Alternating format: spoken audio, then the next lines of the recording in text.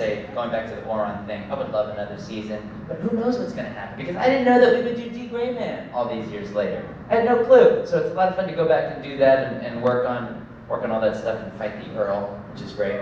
Another show that I would like is more Soul Eater. Yes!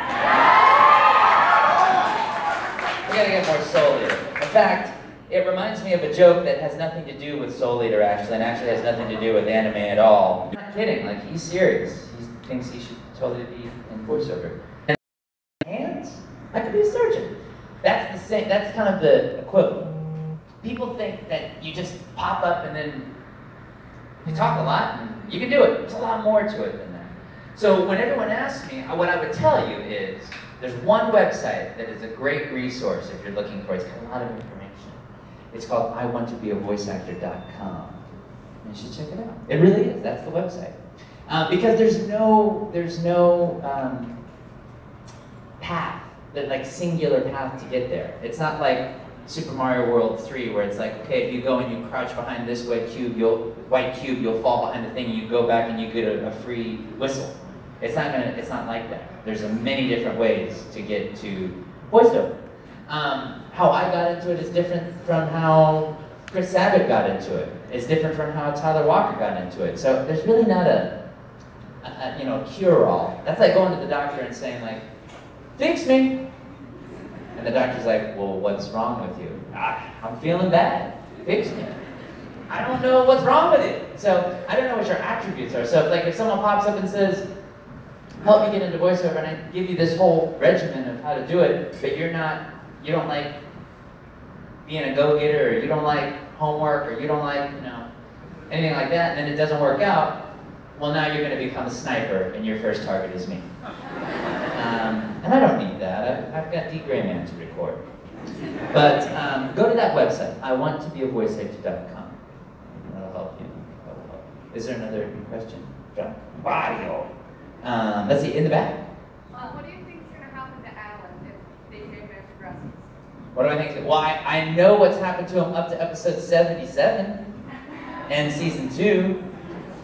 What's going to happen to Alan? He is going to, well, if we're staying with the times. Well, actually, it's already set because it's weird because it's already been done, and then we're going back and working on it. He lost his arm, and then he's trying to get it back and kick ass. And so I think there's going to be a lot of ass kickery that comes once he gets the arm. It's still baking in the oven. But it's a lot of fun to go back to the role of Alan and explore that. Because there's a ton of yelling in it. I thought Fairy Tale was going to be all the yelling I do. I was very wrong. With Fairy Tale, that kind of yelling is like, I can just picture it like in 10 years when I can't talk anymore, it's going to be the show that I have branded on my body. Because, I mean, like, Fairy Tale tattoo. But and it's still there. It's so funny. I get people that come up to me and they say, do you still have your tattoo? No, it washed off because they used invisible ink. Oh! Hickory dickory dock. I've got a tattoo on my arm. But yeah, that's what I think is going to happen now. Another question? Yes? Am I in a secret bromance with Vic Mignogna? Did you ever see the movie Face Off? Yes. You know John Travolta and Nicolas Cage have almost an obsessive bloodlust for each other? Or have you ever had that, you know what, here's how I'll describe it. You ever had that girlfriend or boyfriend where when you go out on dates, it's a lot of fun. You can go to carnivals together, you can Netflix it and chill together. But occasionally, there's a little flare-up. The dishes didn't go in the sink. Maybe you're watching all the shows you want to watch, and old Todd doesn't get to throw a show in there every now and then. Then you have a cat fight, and then one of you's there brushing your teeth in such a way that it ignites passion back in my heart, and I come up from behind and give you a little kiss on the cheek, and then everything's good. That's what it's like being with Vic. Sometimes we share toothbrushes and sometimes we don't. I've known him a long time, but that's the thing, is like when you've known someone a really long time, if you never had an argument, if you never had anything like that, you're being fake with one another. I love arguing with him about Star Trek things. That's mainly what we fight about. But he is the man. He beats me every time. Have you guys seen Star Trek Continues? How many people have not seen Star Trek Continues? Don't even know what it is?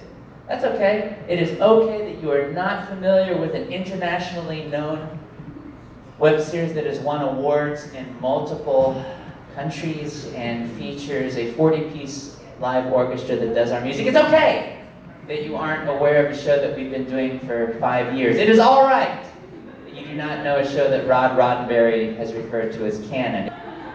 That you do not watch a show that features Q from Star Trek The Next Generation. It's all right. It's fine that you like Grant Imahara and Mythbusters, but you won't watch him as Sulu in Star Trek Continues. It's totally cool that you don't care that the original Scotty's son is now our Scotty. It is really fine if you don't care that we have an 18,000 square foot facility with the original sets produced exactly to the blueprints at the designated studio for the original Star Trek episodes. It's okay. It's okay that it's available for free on YouTube and Vimeo and StarTrekContinues.com. It's fine. How many people are going to go at some point and watch 30 seconds of it this weekend? Okay? Okay? How many people are going to go home and watch an episode if I season? The Star Trek Continues is in this room.